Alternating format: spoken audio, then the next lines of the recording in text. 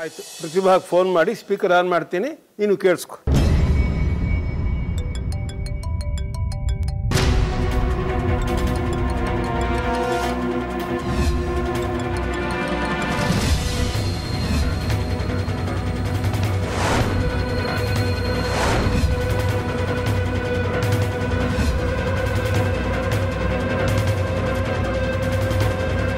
ನನ್ನ ಮೊದಲನೇ doubt, Chandru uncle ಮೊದಲನೇ ಮಗ ಭರತ್. ನನಗೆ ಗೊತ್ತು ವಿಗ್ರಹ ಕದ್ದಿರೋದು ನೀನೇ ಅಂತ. ವಿಗ್ರಹ ಕಳ್ದೋದಾಗಿಂದ ನೀವು ನನ್ನ ಮೇಲೆ ಅನುಮಾನ ಪಡ್ತಾ ಇದ್ದೀರಾ. ಏನು ಆಧಾರ ಇದೆ? ಆಧಾರ ಬೇಕಾ ನಿನಗೆ? ನಾನು ಸೀರೆ ಮಾರೋಳಲ್ಲ. ಇನ್ಯಾರು ಕಳ್ತನ ಮಾಡೋಳ? ನಿಮ್ಮಲ್ಲೇ ಯಾರೋ ಒಬ್ರು ವಿಗ್ರಹನ ಕದ್ದಿರೋದನ್ನ ಪತ್ತೆ ಮಾಡಕ್ಕೆ ಬಂದಿದ್ದೇನೆ.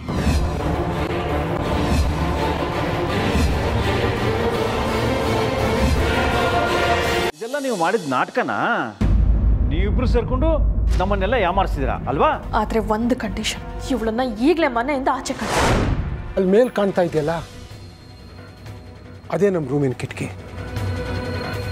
ಅದೇ ಶಬ್ದ ಬಂದಿರೋ ಜಾಗಕ್ಕೆ ಅವಳನ್ನು ಕರ್ಕೊಂಡು ಹೋಗಿ ತೋರಿಸ್ತೀನಿ ಅಂದ್ರಲ್ಲ, ಅಲ್ಲೇನಾರು ಗೊತ್ತಾಯ್ತಾ ಅಂದ್ರೆ?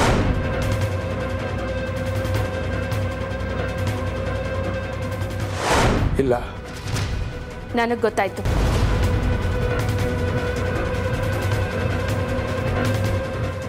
ಹಲೋ ಹಲೋ, ಪ್ರತಿಭಾ ಅವರಾ? ಎಸ್, ನಾನು ಚಂದ್ರಶೇಖರ್ ಅವರ ದೊಡ್ಡ ಮಗ ಭರತ್ ಮಾತಾಡೋದು. ಈ ಶಬ್ದ ಈ ಕಿಟಕಿಯಿಂದಾನೇ ಬಂದಿರಬೇಕು.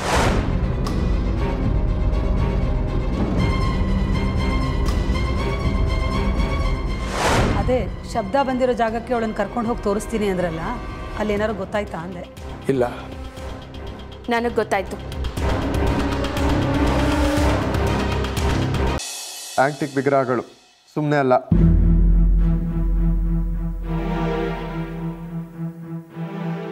ಇನ್ಸ್ಪೆಕ್ಟರ್ ಶಂಕರ್ ಅವ್ರ ಜ್ಯೂರಿಸ್ಡಿಕ್ಷನ್ ವಿಚಾರಿಸಿ.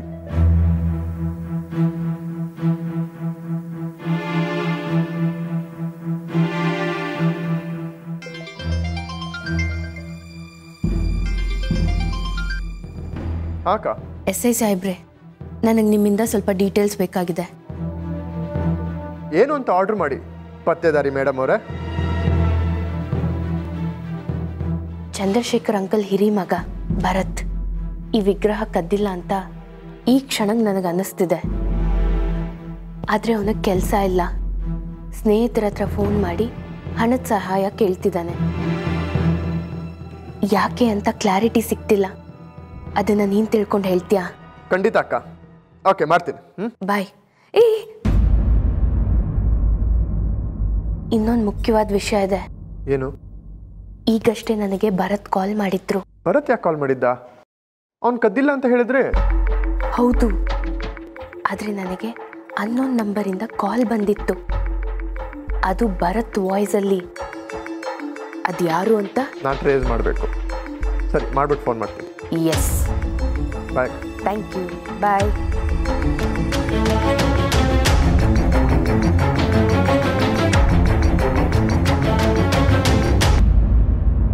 ನೀನು ನನ್ನ ನಾದ್ನಿ ಸೊಸೆ ಅಂತ ಸಹಿಸ್ಕೋತಾ ಇದ್ದೀನಿ. ನಿನಗೇನಾದರೂ ಕ್ಲೂ ಸಿಕ್ಕರೆ ನನಗೆ ಹೆದರಿಕೆ?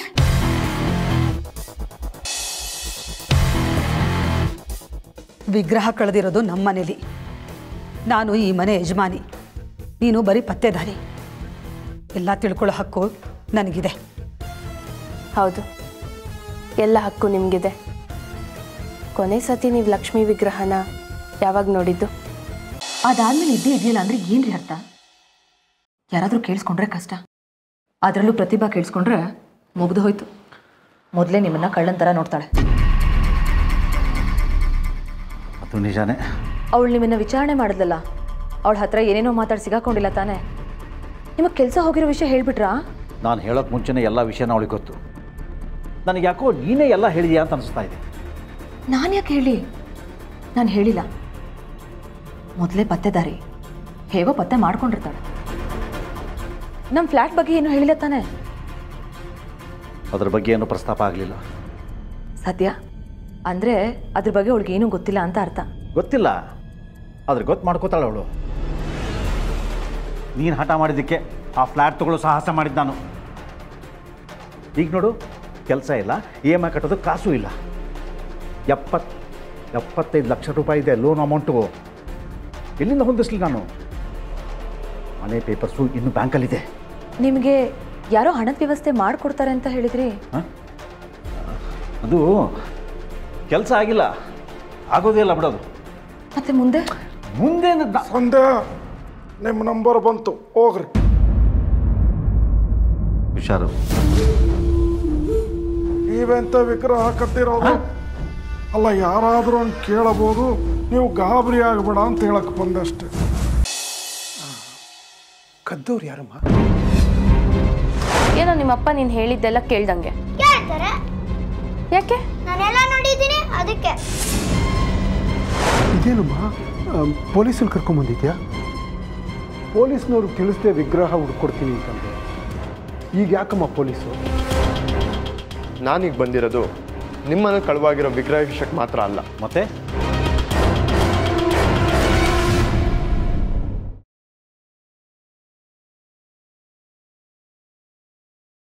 ರಹಸ್ಯ ಇದೆ ಅಂತ ಗೊತ್ತಿತ್ತು, ಆದರೆ ಇಷ್ಟೊಂದು ಭಯಾನಕ ರಹಸ್ಯ ಇದೆ ಅಂತ ಗೊತ್ತಿರಲಿಲ್ಲ. ಮೊದಲು ಈ ವಿಚಾರನ ಎಲ್ರಿಗೂ ಹೇಳಬೇಕು. ಹರ್ಷ, ಯಾಕೆ ಇಷ್ಟೊಂದು ಗಾಬರಿಯಲ್ಲಿದ್ಯಾ? ಮೊಯ್ಲಿ, ಅದು ಅಮೃತ. ಇಲ್ಲಿವರೆಗೂ ನನ್ನ ಸತ್ಯಗಳು ಯಾರಿಗೂ ಗೊತ್ತಾಗಬಾರ್ದು ಅಂತ ಅನ್ಕೊಂಡಿದ್ದೆ, ಆದ್ರೆ ಅನಾಹುತ ಆಗೋಯ್ತು. ನಾನು ನಾಗಿಣಿ ಅನ್ನೋ ರಹಸ್ಯ ಬಯಲಾಗೋಯ್ತು. ಅಪಾಯ ತಪ್ಪಿದ್ದಲ್ಲ.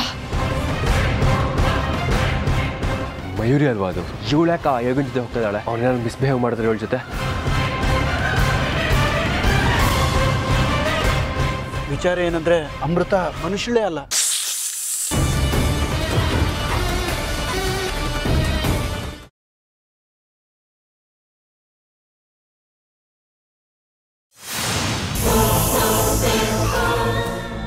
ಎಷ್ಟು ದಿನ ನನ್ನ ಕೈನ ತಪ್ಪಿಸ್ಕೊಂಡು ಹೋಗ್ತೀಯ ಜಾಜಿ? ಬಿಡಲ್ಲ, ಇವತ್ತು ನೀನು ಬಿಡಲ್ಲ. ನಿನ್ನ ರಕ್ತ ಕುಡ್ದೆ ತೀರ್ತೀನಿ.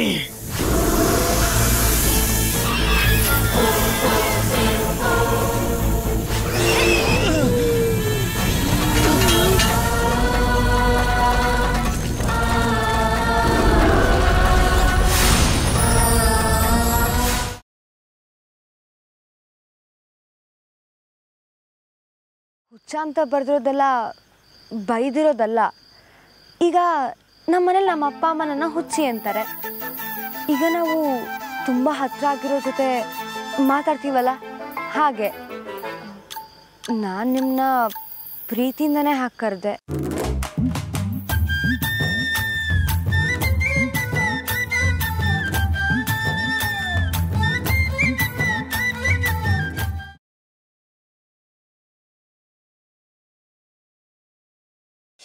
ನನ್ನ ಮಗನ ಭವಿಷ್ಯದ ಸಲುವಾಗಿ, ಈ ಪರಿವಾರದ ಸುಖಕ್ಕಾಗಿ ನೀವು ಕೆಲಸ ಮಾಡ್ಲಿಕ್ಕಬೇಕವ, ಮಾಡ್ಲಿಕ್ಕಬೇಕು. ನಾನೇ ಸಾಯಿಸಿದ್ದು ಪೂಜಾಕನ್ನ. ಪೂಜಾ ಕೂನಿ ಮಾಡಿದ್ದು ನಾನು.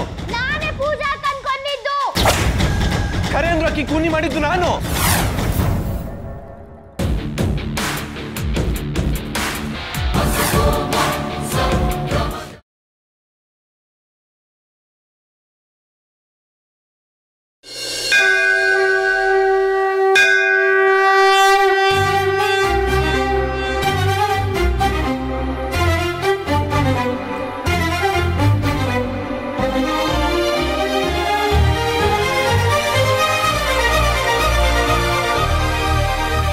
ದೇವ್ರೆ, ನಿನ್ನೆ ನಂಬಿ ಇಲ್ಲಿ ತನಕ ಬಂದಿದ್ದೀನಿ. ನಾನು ಅನ್ಕೊಂಡಿದ್ದು ನಡೆಯೋ ಹಾಗೆ ಮಾಡಪ್ಪ.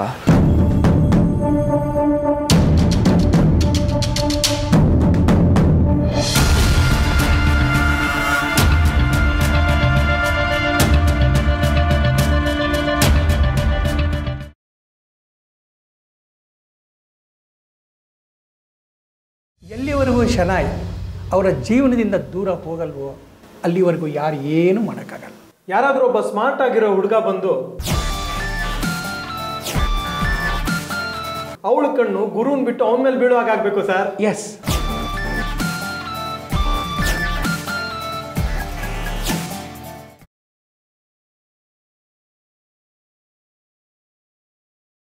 ನಾವು ಟೆಂಡರ್ನ ಸೋತ್ರೆ ಆ ಪ್ರಶ್ನೆ ಅದಕ್ಕೆ ಮೇಲೆ ಬರುತ್ತೆ. ಯಾಕೆಂದ್ರೆ ಟೆಂಡರ್ ಮೊತ್ತ ಎಷ್ಟು ಅಂತ ಗೊತ್ತಿರೋದು ಅದಕ್ಕೆ ಮತ್ತೆ ಅಪ್ಪೆಗೆ ಮಾತ್ರ. ನೀವೇನು ತಲೆ ಕೆಡ್ಸ್ಕೊಬೇಡಿ ವಿದ್ಯಾ ಅವರೇ, ನಾನು ನಮ್ಮ ಸ್ಟಾಫ್ ಕಮಲಮ್ಮನ ತುಂಬ ಚೆನ್ನಾಗಿ ನೋಡ್ಕೋತೀವಿ.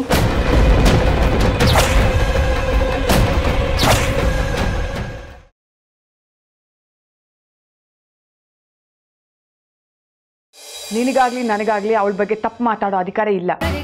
ಯಾಕಿಲ್ಲ? ಅವ್ಳು ಮಾಡಿರೋ ತಪ್ಪು ಕೆಲಸ ಅಲ್ವಾ, ಅದಕ್ಕೆ ತಪ್ಪು ಅಂತ ಹೇಳ್ತಿದ್ದೀನಿ. ಯಾವ ತಪ್ಪು ಯಾವ್ದು ಸರಿ ಅಂತ ಹೇಗೆ ಹೇಳ್ತೀಯ? ನಿನ್ನ ಸ್ಥಾನನ ತುಂಬಕ್ಕೆ ಬಂದವಳು ಅವಳು.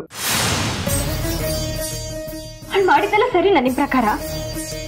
ನೀನು ನಿಮ್ಮ ತಾಳಿನ ಉಳಿಸ್ಕೊಳ್ಳೋಕೆ ಎಷ್ಟು ಕಷ್ಟಪಡ್ತಿದ್ಯೋ ಅವಳು ಹಾಗೆ ಅವಳ ತಾಳಿನ ಉಳಿಸ್ಕೊಳ್ಳೋಕಷ್ಟೇ ಕಷ್ಟಪಡ್ತಾ ಇದ್ದಾಳೆ.